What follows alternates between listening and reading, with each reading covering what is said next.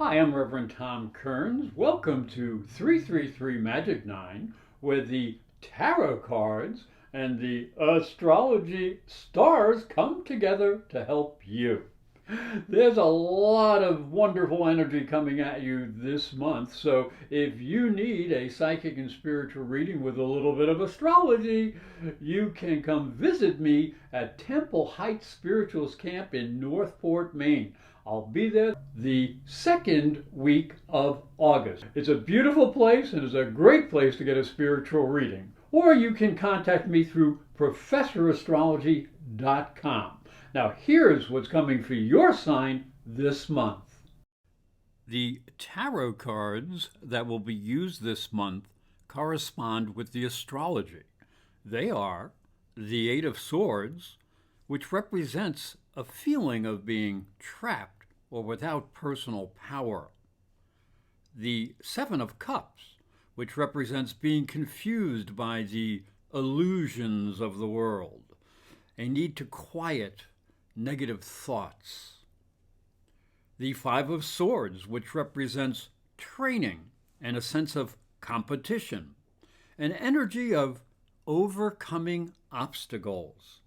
And the Nine of Pentacles, which represents controlled energy and a feeling of confidence and satisfaction.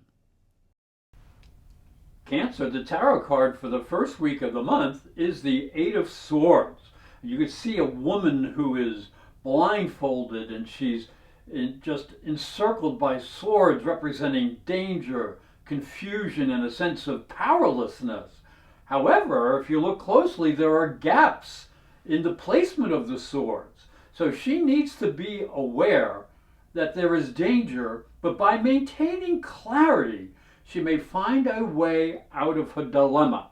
Now, as we look down into the astrology for the first week of the month, we will see that the Sun and Mercury are conjunct in Leo and the second house of resources, but it's in opposition to Saturn in Aquarius and the 8th house.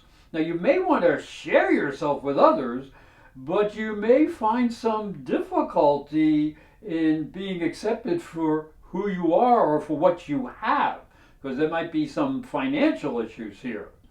Now, also, you must speak very carefully because the Sun and Mercury also square Uranus up here in the 11th house of associates, and this can upset your friends or your associates who aren't really interested in your opinions at this time. So it may be better for you to go it alone for a little bit. Now, as you go into the second week, the tarot card for the second week is the Seven of Cups. Now look, there may be too many possibilities in front of you, and it may be difficult to perceive the best course of action to take. So you'll need discipline and control to help you make decisions. A need to rely on your common sense and any inner intuitive guidance. And as we look into the astrology for the second week, it begins with Venus in opposition to Neptune. Now, Venus is in the third house of ideas and the mind, and Neptune is in the house of understanding. So this can be a difficult energy that puts your ideas and beliefs against the feelings and beliefs of others. So you try as best you can to keep your words clear. Do not create confusion. Now, this week we'll have a little help towards the end, as there is a nice Venus-Pluto trine from the 7th house. Here's Pluto in the 7th house of partners, and to Venus in the 3rd house. And this could soothe any misunderstandings based on differing opinions. So use your ability as a negotiator to iron out any differences, and you may be able to create peace. The tarot card for the third week of the month is the Five of Wands. And there's going to be some sudden change of energy and direction that may cause some unexpected problems. And you may feel you have to protect yourself. Look at this, all this stuff coming at you. There's too many things. They're all coming at you at the same time. So it's hard to make good choices, but you can muddle through. Now, as we look down into the astrology, the third week is disruptive because the planet Uranus will be going retrograde in your 11th house of associates. So that's his own house. He's very strong there. So you must be careful not to be too willful when you're dealing with others, for you may be coming on too strong and not even know it, or they could be coming on too strong to you. Now, this will be very important because the Sun will oppose Jupiter from the second house of money to the 8th house of shared energy.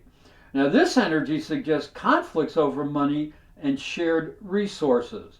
And there may also be some misunderstandings in the area of intimacy. So do be careful. Now, as we move into the final week, the tarot card is the Nine of Pentacles. Now, this is a much better energy. This is a good time to take stock and know what you have and what you need to succeed. If you've planned well, you're in good shape. If you need help from others, it will be there. You may only need to ask politely, and a friend may be willing to extend a helping hand. Now, as we look into the astrology for the fourth week, there's much easier energy as Venus down in the 4th house of foundations trines Saturn in the 8th house of shared energy and shared resources. So this combination brings the promise of understanding and perhaps some very nice intimacy as you feel more comfortable opening up to partners. Now, this will also be helped by Mercury in your 3rd house of intellect trining Pluto in the 7th house of partners. And this can help support a heart-to-heart talk with partners.